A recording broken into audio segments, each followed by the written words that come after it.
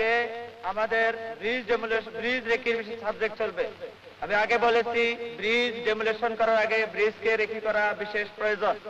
তাই bridge reiki করতে হলে প্রথম আমরা ব্রিজের কাছে যাব, দেখব ব্রিজের পিলার টু পিলার মাঝে যে স্প্যান গুলা, সে স্প্যানের ডিস্টেন্স কতটুকু এবং কোন স্প্যান থেকে অ্যাবটমেন্ট two. In the initial stages of the war, there was practically no organized liberation army. But soon, Mukti Bahini